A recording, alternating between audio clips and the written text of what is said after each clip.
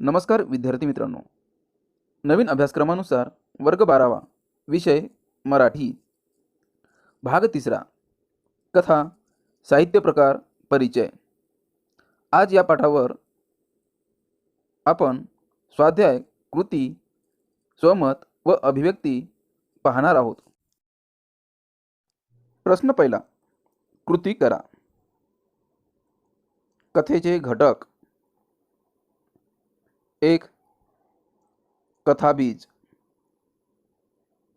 2 कथानक, 3 पात्रचित्रण, 4 वातावरण निर्मिती, 5 नाट्यमयता, 6 संवाद,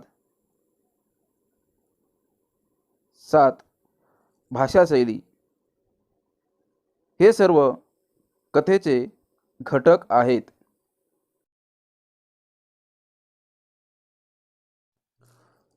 कृती पूर्ण करा. कथेची वैशिष्ट्ये.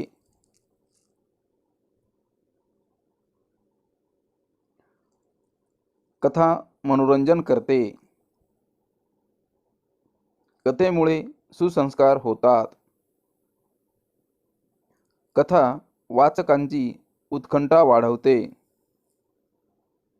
कथा एककेंद्री असते. कथा भूतकाळात लिहिली जाते. कथेत जीवनाचा वेध घेतला जातो. श्रवणेतीयेमुळे कथेचे सादरीकरण करता येते. हे सर्व कथेची वैशिष्ट्ये आहेत.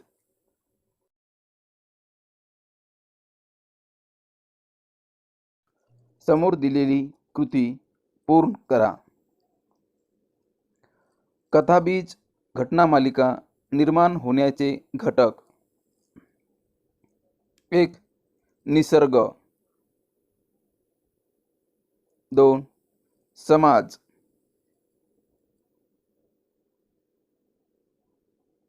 3 सांस्कृतिक संदर्भ, 4 वातावरण.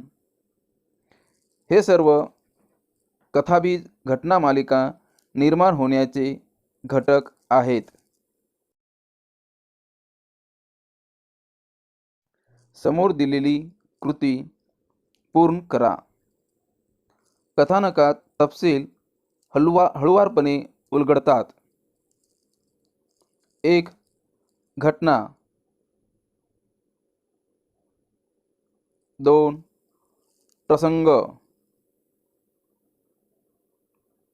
3 पात्रांची कृती, 4 स्वभाव वैशिष्ट्ये, 5 वातावरण. हे सर्व कथानकात तपशील हळुवारपणे उलगडतात.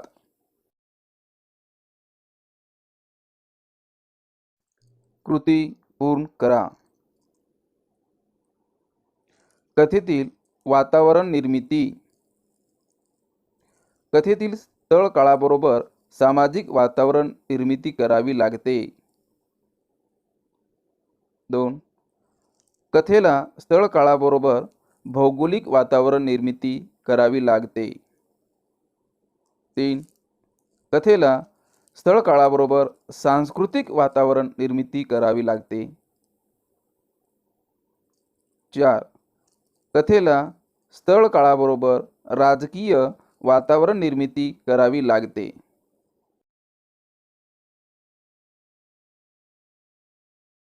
समोर दिलेली आकृती पूर्ण करा. कथेतील या पात्रचित्रणातून व्यक्तीची शब्दरूप प्रतिमा तयार होते. 1 कृती, 2 कृती, 3 उक्ती, 4 भावना. 5. विचार. 6. कल्पना. 7. संवेदना. 8. जीवनदृष्टी. 9. जीवन पद्धती. हे सर्व कथेतील पात्रचित्रणातून व्यक्तीची शब्दरूप प्रतिमा अशा प्रकारे तयार होते. समोर दिलेली आकृती पूर्ण करा. कथेचे सर्वसाधारणपणे 3 टप्पे. 1. कथेचा प्रारंभ हा एक टप्पा आहे. 2. कथेचा मध्य हा एक टप्पा आहे. आणि 3. कथेचे शेवट हा एक टप्पा आहे. अशा प्रकारे कथेचे सर्वसाधारणपणे 3 टप्पे आहेत.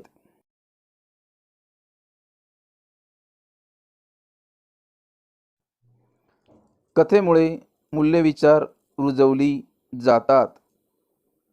1. प्रेरणा. 2. स्फूर्ती. 3. बोध. 4. ज्ञान. 5. मानवता. 6. सत्य. 7. समता.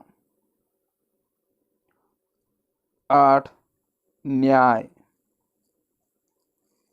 9. स्वातंत्र्य. 10. बंधुभाव. 11. औदार्य. 12. धैर्य. 13. श्रमनिष्ठा. 14. संवेदनशीलता. 15. दया. 16. सहकार्य. अशा प्रकारे कथेमुळे मूल्यविचार रुजवले जातात.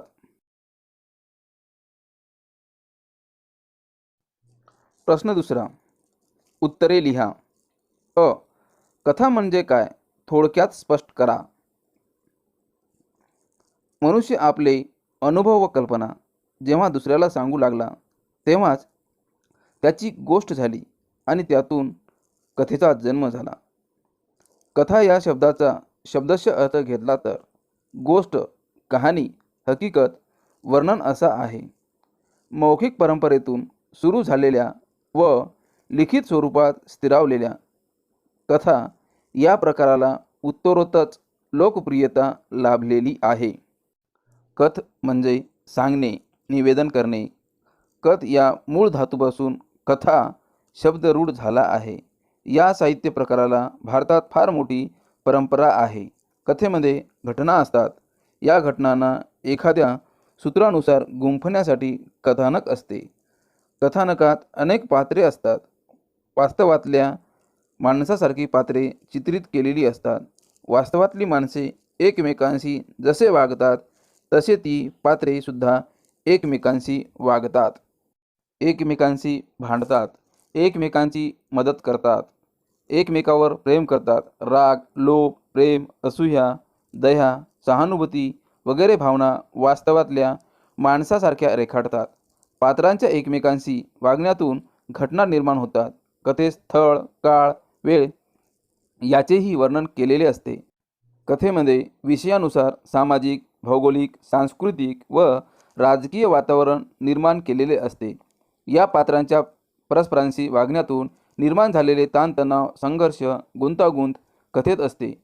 या सर्वांचा एक उत्कर्ष बिंदू क्लायमॅक्स असतो. कथा म्हणजे पात्रे, प्रसंग, संघर्ष, गुंतागुंत, वातावरण, विचार, भावना, निवेदनशैली अशा सर्वांचे एक सुसंघटित प्रकटीकरण केले जाते. सर्व घटकांनी युक्त असे कथेला समर्पक शेवट असतो आणि त्याला योग्य असे शीर्षकही असते. आ. कथेचे कोणतेही दोन घटक सोदाहरण स्पष्ट करा. 1. पात्रचित्रण. पात्रचित्रण हा कथेचा महत्त्वपूर्ण घटक आहे. पात्र म्हणजे कथानकातील व्यक्तीसोबत वास्तवातील माणसासारखे पात्रच लेखक चित्रण करतो. पात्रचित्रणातून कथेचा आशय पुढे पुढे जात राहतो. व्यक्तींच्या वृत्ती प्रवृत्ती, त्यांच्या भावना, त्यांचे विचार, कल्पना, त्यांची बोलण्याची शैली हे सर्वच बाबी लेखक वास्तवातील माणसासारखे रंगवतो. त्यांच्यातील हावभाव, दया, प्रेम, लोभ, द्वेष, हेवेदावे हे सर्व वास्तवातील माणसासारखेच रंगवलेले असते. वाचकांनाही पात्रे खरेखुरी वाटतात. त्या कथेशी समरस होतात आणि कथेचा आस्वाद घेतात. पात्रांच्या वागण्यातून कथानक हळूहळू उलगडत जाते. कथेतील पात्रांना वास्तवातील माणसाप्रमाणे लेखले जाते. म्हणून वाचकांची त्या पात्रांशी जवळीक साधली जाते. ही पात्रे कथाकारांनी स्वनिर्मित असते. 2. वातावरण निर्मिती. कथेमध्ये स्थळ व काळाबरोबर आपल्या अवतीभोवतीच्या परिसरात सामाजिक, भौगोलिक, सांस्कृतिक व राजकीय इत्यादी घटकांचे एक विशिष्ट वातावरण निर्माण केले जाते. त्या कथेतील विषयांनुसार स्थळाचे वातावरण निर्माण केले जाते. वाचक या वातावरणामुळे कथेशी जवळीक साधू शकतो. शब्दातून व्यक्त झालेली कथा ही मानवी आयुष्यात घडणारी कथा भासली पाहिजे. या वातावरणाचा परिणाम होऊन वाचक कथेशी एकरूप होऊन जातो. वातावरणाचा पट जितका सघन तितकी कथा सकस होते. ई. कथेची कोणतीही दोन वैशिष्ट्ये तुमच्या शब्दात स्पष्ट करा. 1.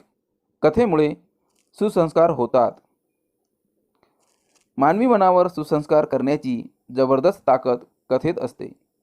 कथेमध्ये अनेक पात्र असतात. ती वास्तवातील माणसासारखीच रंगवलेली असतात. बोलण्यातून, वागण्यातून, घटनाप्रसंगातून चांगल्या वाईट मूल्यांचे दर्शन घडत असते. कथेमध्ये चांगल्या प्रवृत्तीचा व वाईट प्रवृत्तीच्या मूल्यांचा संघर्ष होतो आणि त्यातूनच चांगल्या प्रवृत्तीचा विजय दाखवलेला असतो. या संघर्षाने वाचकाला प्रेरणा मिळते, स्फूर्ती मिळते. वाचक यातून बोध घेतो. स्वातंत्र्य, समता, बंधुता, श्रमनिष्ठा, मानवता, संवेदनशीलता अशा अनेक मूल्यांचा मानवी मनावर संस्कार होतो. यातूनच आदर्श व्यक्तिमत्व घडते. आपण स्वतःच्या जीवनात कोणत्या मार्गाचा अवलंब करावा आणि कोणता मार्ग टाळावा हे आपल्याला कथेच्या माध्यमातून कळू लागते. अशा प्रकारे कथेमुळे सुसंस्कार घडतात. 2. कथा वाचकांची उत्कंठा वाढवते. कथा वाचताना अनेकदा आता पुढे काय होणार अशी वाचकाच्या मनात उत्सुकता निर्माण होते. वाचक स्वतःच्या मनात कथेविषयी काही अंदाज बांधतो. कथा लेखक पात्र आणि प्रसंग यातून गुंफण अशा कौशल्याने केलेली असते की वाचक त्यात तल्लीन होऊन जातो व वाचकाचे अंदाजही कोलमडून पडतात. वाचकाला वर्तमानातून भूतकाळात घेऊन जाणे आणि पुन्हा वर्तमानात आणणे अशा फ्लॅशबॅक लेखन शैलीमुळे कथा उत्कंठावर्धक होते. कथेतील आकस्मिक वळणे, नाट्यमय प्रसंग, कथेचा अनपेक्षित शेवट या सर्वामुळे वाचकाची उत्कंठा शेवटपर्यंत टिकून राहते. त्यातून वाचकाच्या ज्ञानामध्ये भर पडत जाते आणि त्याच्या जीवनात आनंद दरवळू लागतो. या उत्कंठावर्धक रचनेमुळे वाचकावर कळत नकळत संस्कार होत जातात.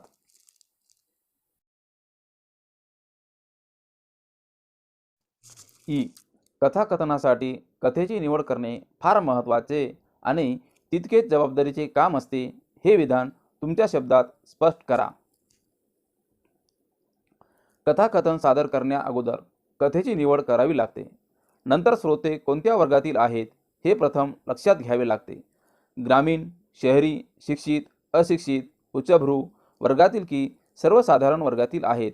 स्त्रिया, ज्येष्ठ नागरिक, कारखान्यातील कामगार, मंत्रालयातील कर्मचारी, महाविद्यालयीन विद्यार्थी अशा कोणत्या वर्गातील बहुसंख्य श्रोते असतील हे आधी पाहावे लागते, कारण श्रोत्यांच्या जीवनावश्यक धारणा वेगवेगळ्या असतात. समोर बसलेल्या श्रोत्यांचा अभिरुचीचा स्तर वेगळा असतो. या ठिकाणी कोणत्या वर्गातील श्रोते आहेत हे सर्वप्रथम नजरेने पाहावे, हा मुद्दा महत्त्वाचा आहे. श्रोत्यांच्या अवधान काळाचेही भान बाळगावे लागते. कथा सांगत असताना भाषेची जाण, शब्दोच्चार आणि सादरीकरण हे तंत्र अवगत असणे गरजेचे आहे. कथा निवड केल्यानंतर कथेची लांबी किती हे ठरवावे लागते. सर्व कसोट्यांना उतरणारी कथा निवडावी लागते. हे काम जबाबदारीने केले नाही तर कथानकाचा कार्यक्रम साफ पडण्याची धोका असतो. त्याकरिता कथाकथनासाठी योग्य कथेची निवड करणे फार महत्त्वाचे आणि जबाबदारीचे काम असते. कथेच्या लोकप्रियतेची कारणे. 1. कथा लोकप्रियता होण्याचं कारण भाषा सौंदर्य. 2. कथा लोकप्रियता होण्याचं कारण आशय सौंदर्य. 3. कथा लोकप्रिय होण्याचे कारण अभिव्यक्ती विशेष. 4. कथा लोकप्रिय होण्याचं कारण सादरीकरण. 5. कथा लोकप्रिय होण्याचे कारण मनोरंजन आणि बोध.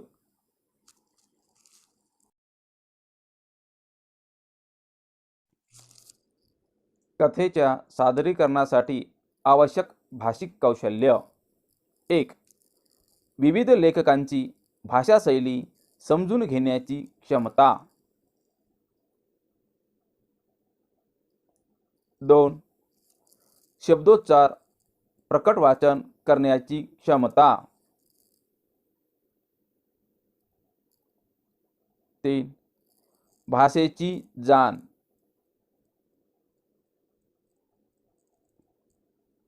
4. सादरीकरण. हे सर्व कथेच्या सादरीकरणासाठी आवश्यक भाषिक कौशल्य आहेत.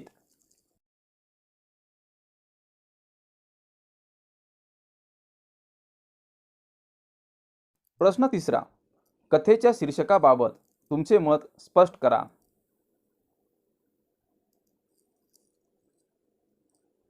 कथा लिहून पूर्ण झाल्यावर त्या कथेला योग्य शीर्षक देणे ही कामगिरी लेखकाला पार पाडावी लागते. शीर्षक निश्चित करणे खूप जिकिरीचे काम असते. वाचकाला शीर्षकावरूनच खूप अपेक्षा असतात. कथेचं शीर्षक चेहरा असतो. चेहऱ्यावरून जशी माणसे ओळखले जातात, तसेच शीर्षकावरून कथेच्या व्यक्तिमत्वाची ओळख पटत असते. कथेचे शीर्षक खूप आकर्षक हवे, त्यासाठी शब्दयोजनांचा प्रयोग, लोकप्रिय म्हणी, वाक्प्रचार, सुप्रसिद्ध लोकोक्ती, प्रचलित शब्द प्रयोग यांचा विचार केला जातो. या सर्व घटकांमुळे वाचकांचे कथेकडे लक्ष आकर्षित केले जाते. वाचकाच्या मनात कथेविषयी कुतूहल निर्माण झाली पाहिजे, हे सर्व आवश्यक असते. शीर्षकातून कथेतील मूल्यांचा संघर्ष, नैतिक संघर्ष यांचे सूचन झाले पाहिजे. कथेचा सार शीर्षकातून व्यक्त झाला पाहिजे, तरच ती कथा लोकप्रिय ठरते. कथेचे शीर्षक आकाराने खूप लहान असायला हवे, पण ते खूप वेळा शक्ती खर्च करायला लावणारी मोठी बाब आहे.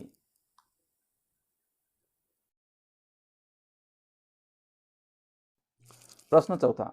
कथा आजही लोकप्रिय आहे या विधानाबाबत तुमचे मत सोदाहरण स्पष्ट करा.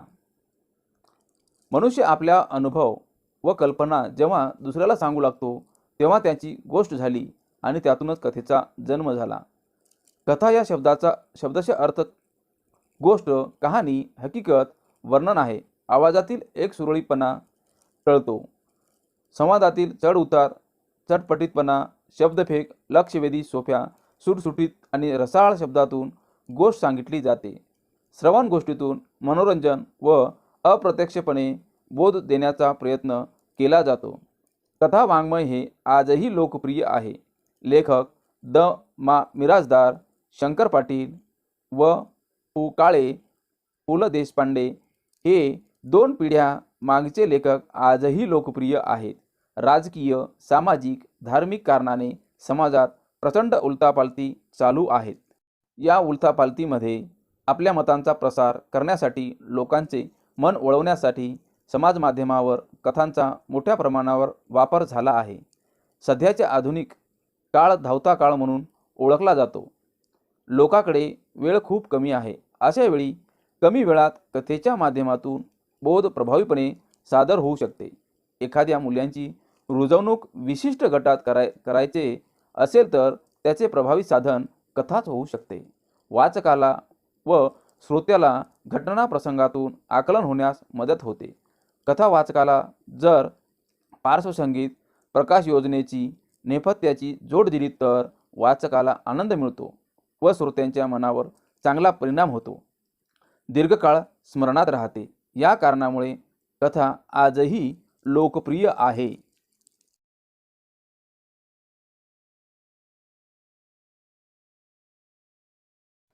प्रश्न 5वा.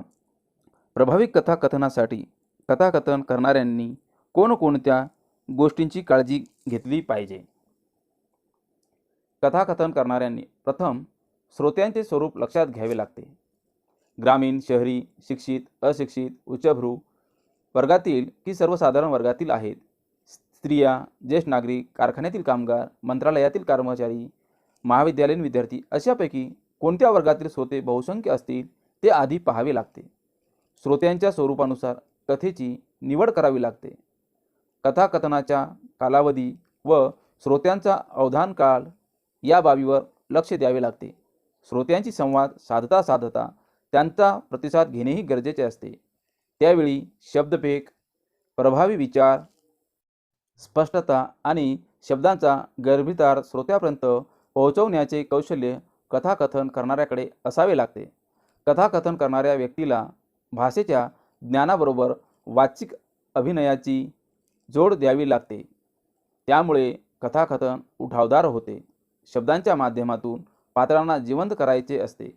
कथाकथन करणाऱ्या व्यक्तीला कथा सादर करायची असल्याने कोणताही मजकूर हातात लिखित स्वरूपात नसतो.